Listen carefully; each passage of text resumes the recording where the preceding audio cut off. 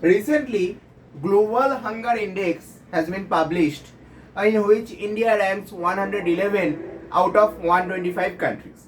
So today I am going to discuss with that Global Hunger Index and a question which comes from the criticism of the government, that is the index flawed or it's fault of our own system. So let's discuss this point today. To introduce that the Global Hunger Index is an annual report that measures and tracks hunger at global, regional, and national levels. The index is jointly released by Concern Worldwide and World Hunger Life, that is a German NGO, every October. Initially, it was published by US organization or US based International Food Policy Research Institute, IFPRI, and German based World Hunger Life. So it was in 2006, it was started by these two organizations. One is IFPRI and World Hunger Life. Next in 2007 or 8, this Concern Worldwide joined in this program. From 2018, IFPRI basically removed itself, and from then onwards it is jointly been released by this Concern Worldwide and World Hunger Life, both the European NGO.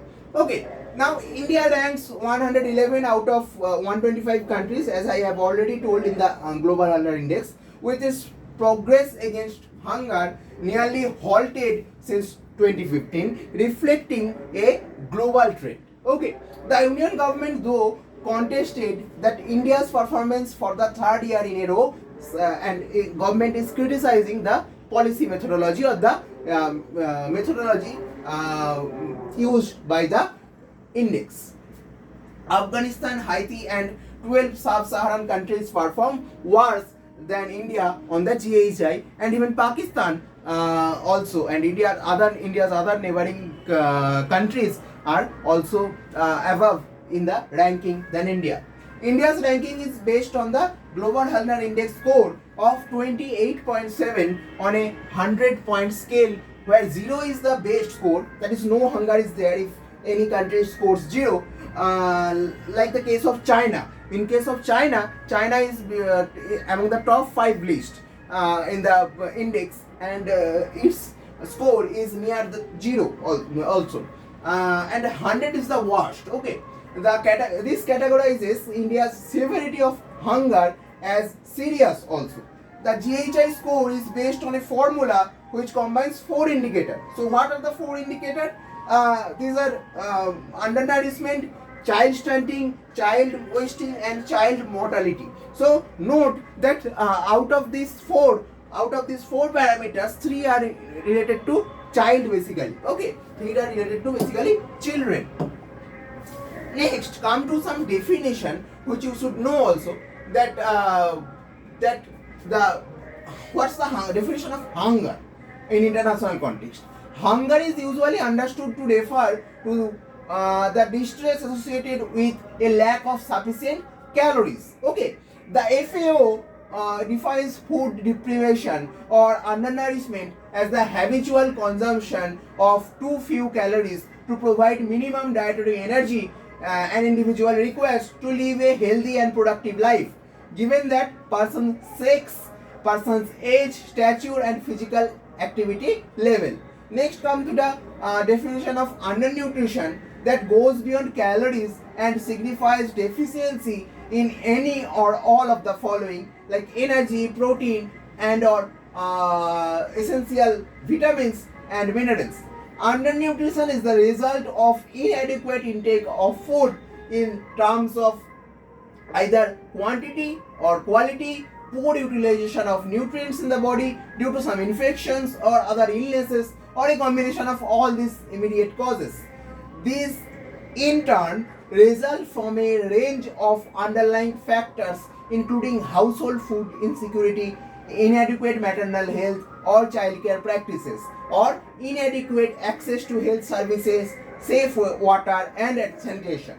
Next, come to the context of malnutrition. This refers more broadly to both undernutrition, that is problem caused by deficiencies of nutrition, and also overnutrition.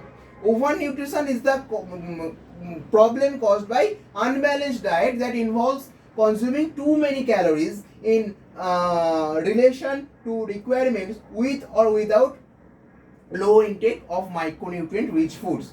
Overnutrition resulting in overweight, obesity, and non-communicable disease like diabetes, like hypertension, all of this, cholesterol, all of this is increasingly common throughout the world, and that is not so much uncommon in case of India also, with implications for human health, government expenditures, and food system development. While overnutrition is also an important concern, but GASI focuses specifically on issues related to undernutrition. Okay, so this is the context. Okay, now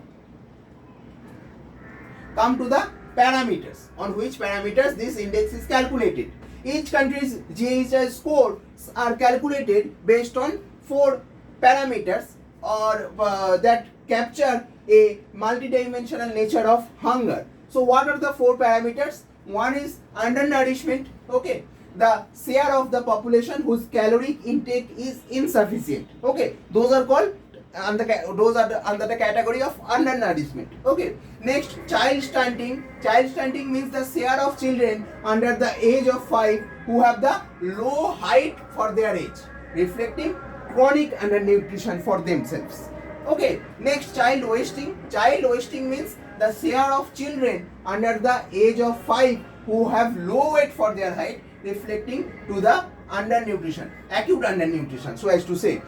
You should know that India is the worst performer country in the child wasting case. Okay, India has the maximum child wasting in the index. Okay, child mortality, that is the share of children who die before their 5th birthday, or before the age of 5, before the age they reach at the 5 years of age, reflecting in part of fatal mix of inadequate nutrition and unhealthy environment. Look at the figure. Look at the figure which I have attached here, which has been taken from the official website. And here you can see that undernourishment, under 5 mortality, and child undernutrition like wasting or stunting. These two are basically 1/3 of their total weightage calculated, and child mortality is also 1/3. I have also said, and child undernutrition, undernutrition, child wasting, and child stunting also come. Okay, so these two are 1/6 of the total weightage each, and they both contribute to 1/3 of the total weightage. So these are the parameters which you should know before you study this.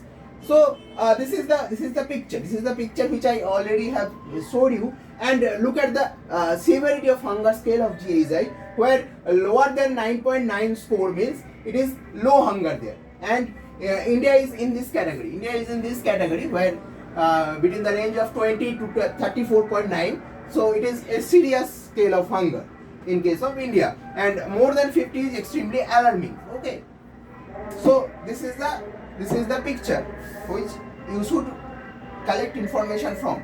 Next, come to India's poor ranking. While India made significant strides between 2000 and 2015, with its score improving from 38.4 in 2000 to 35.5 in 2008 and 29.2 in 2015. Over the past 8 years, the country has advanced on the GASI by only 0.5 points. So this is a concern. This is a concern because we are improving, but in a too slow pace. Okay.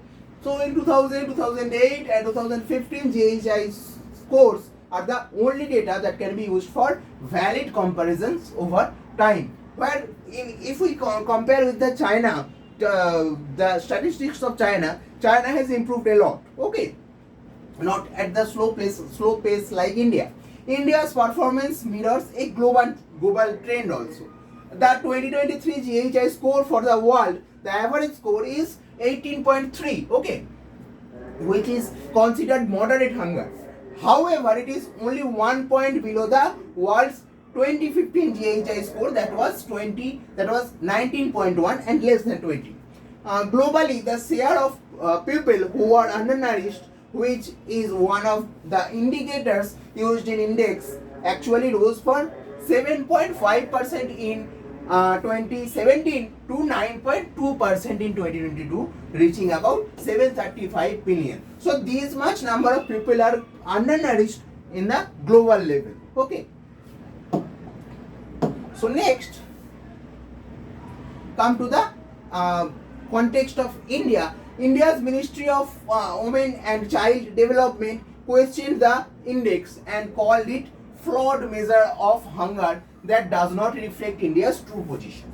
It said that data record on its portion tracker portal showed child wasting prevalence of 7.2% among a total of 7.24 crore under 5-year-olds whose data was captured, whereas the GHI used a value of 18.7 for child wasting. So it is a massive flaw stated by the Ministry of Women and Child Development. So the latter means the GHI, however, comes from the GHI's data comes from the NFHS 5 survey of 2019-2021, which is reported in the global repository, that is Joint Malnutrition Estimates Joint Data Set, including survey estimates set up to ensure harmonized child nutrition estimates. Okay, so we the data which was uploaded to this repository was the NFHS 5 data, not the portion tracker data. Okay. Next, another major objection put forward by the ministry, that is the alleged use of telephone-based opinion poll, and government also alleged that this was conducted on a very small sample size of 3,000 people only to calculate the undernourishment data, one of the indicators used in GHI. The GHI has maintained that it does not use the opinion poll, but it relies on the data from India's food balance sheet to calculate the value of undernourishment. So there is a difference in opinion in this case. According to GHI 2023 report, the stagnation in the fight against global hunger is largely due to the combined effect of overlapping crises. One of them is COVID-19. Obviously COVID-19, and then the Russia-Ukraine war, economic stagnation, impacts of climate change, and intractable conflicts facing by many countries of the world. Okay. Next, come to the main point. Is the hunger index biased? Okay, so hunger index is highly biased towards undernutrition of the children rather than representing the status of hunger in the overall population, because you will see that the 3 parameters out of the 4 parameters, the 3 parameters used by them are from the children's perspective. Okay, it would be more appropriate to term the conceptualization and composition of the composite index as a global hunger and child health index rather than global hunger index. Okay, evidences show that weight and height of children are not solely determined by food intake, but are an outcome of a complex interaction of factors related to genetics, the environment, sanitation, and utilization of food intake. That you all know that our children grow lesser compared to the Western countries' children. Okay, the IFPRI acknowledges that only 45% of child mortality is due to hunger or undernutrition. Without undermining the need for improvement in reducing wasting, stunting, and mortality of children, our calculations show that if child death indicators are not included in the GHI, India will move to the upper spot. Okay. Next, come to the estimation of hunger. The incidence of hunger is taken as the proportion of population whose food intake provides less than its minimum energy requirements. The figure of incidence of hunger depends on energy norms and the methodological approach used in its estimation. there is still inconclusive debate on the cutoff for minimum energy requirement calculation.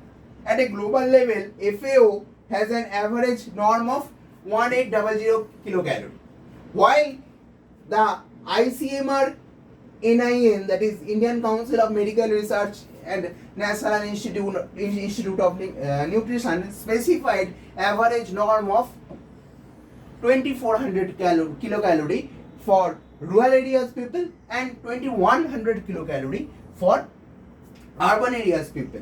Varies across age, gender and activity level. There is a strong case to revise these norms. Okay, this ICMR NIN norms, as the actual requirement of energy is decreasing due to shift towards mechanization, because we are day by day moving towards mechanization and more machines are there in our life today. Okay, and more congenial work conditions and environment. Okay, so there needs to be a shift also in our estimation of hunger. Next, where the problem lies basically, there is a large difference in the incidence of undernourishment or hunger reported by the FAO and estimates provided by various experts. It follows from the large variation in the choice of norm and methodology and data used for such estimation. The unit level national sample survey office data on household consumption expenditure for the latest year, that is 2011-2012, indicate that 72% of India's population consumed less food than required to meet that calorie norm specified by ICMR NIN. So this specification is itself a fraud. Okay, one, and applying the ICMR NIN norm, a significant percentage of the population, even in rich income households, is undernourished.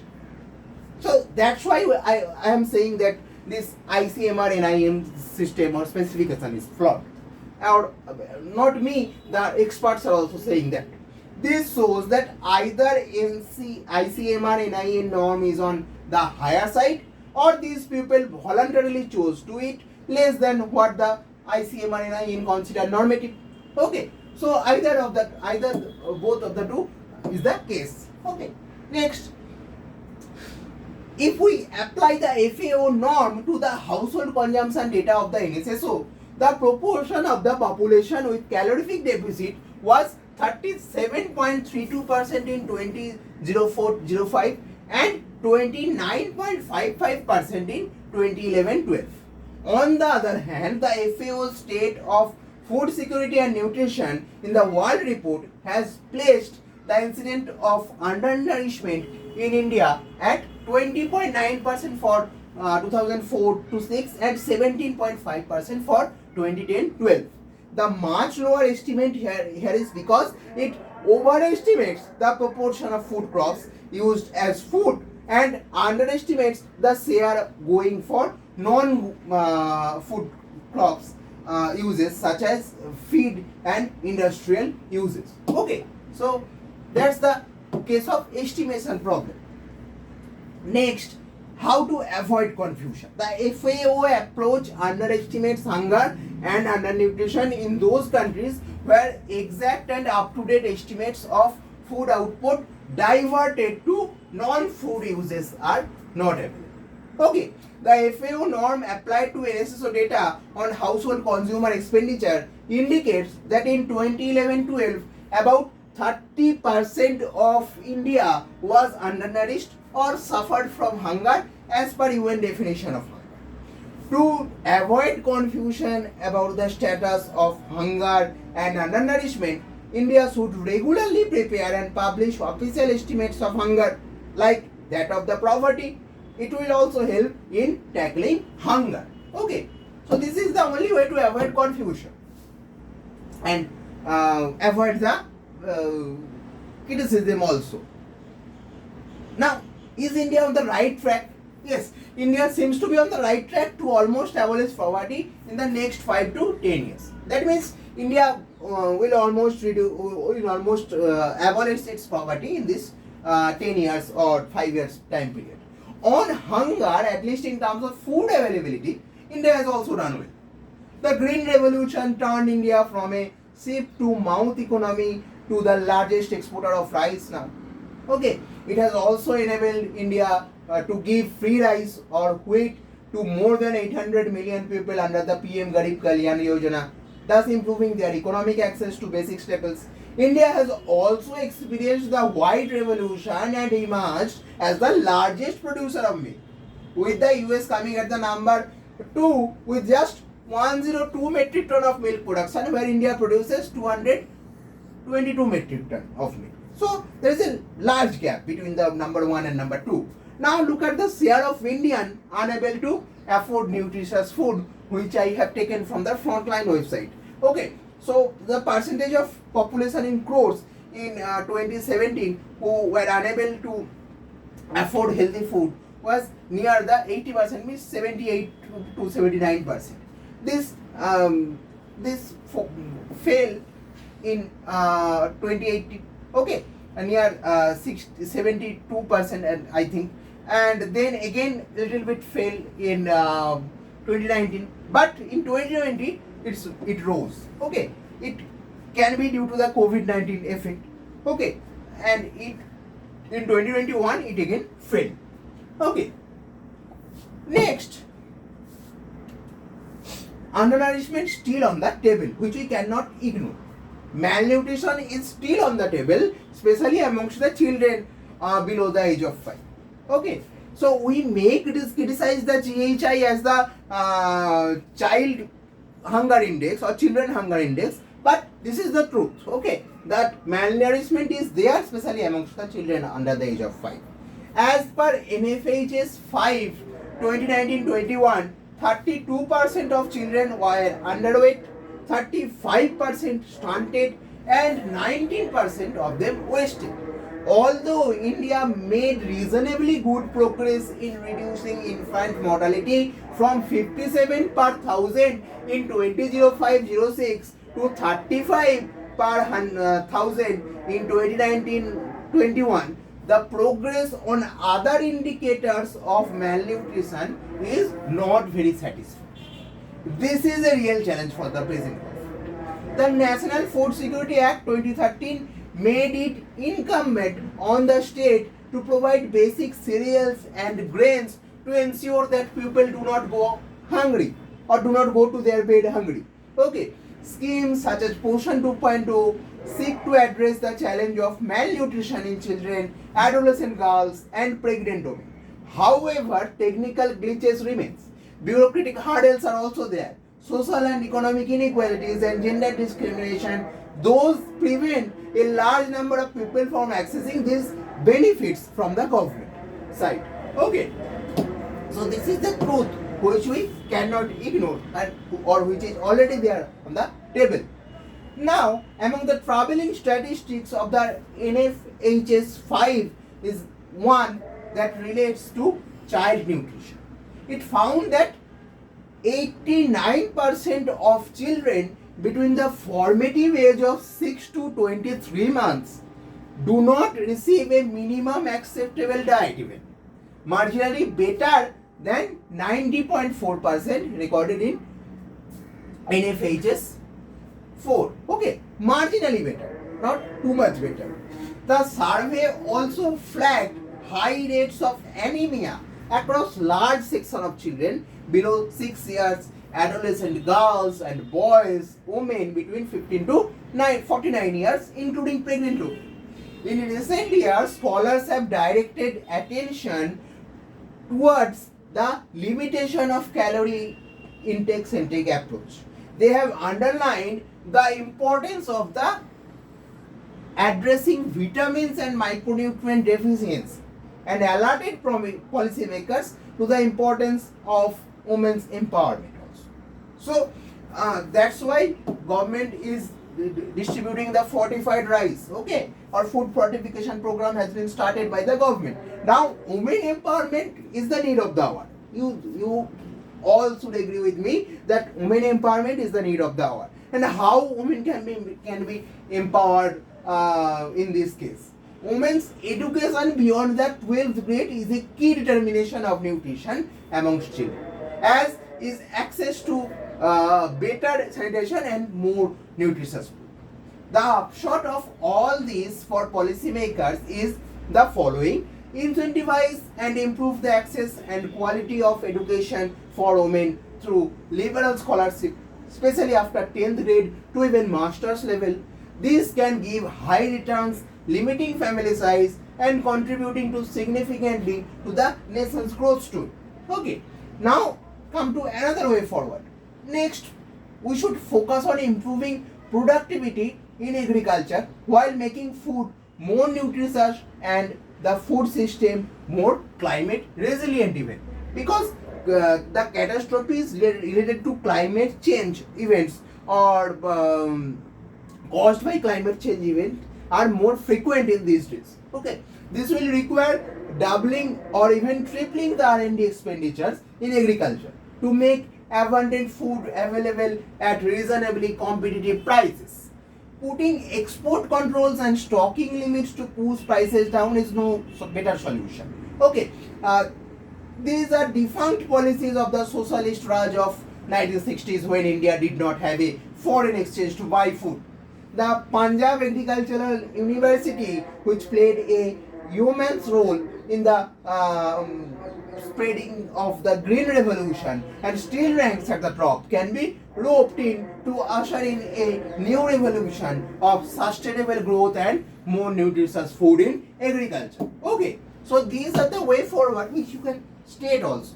Next, I am going to end this session. So conversations on nutrition could become richer with more granular data on household consumption.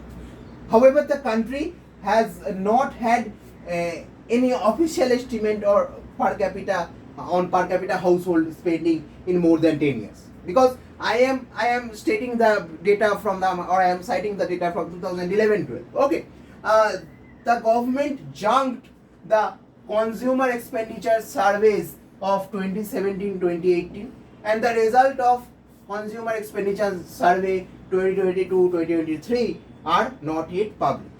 The center is right, means the government is right in critiquing the GH, but that should not diminish the significance of the nutrition challenge before India.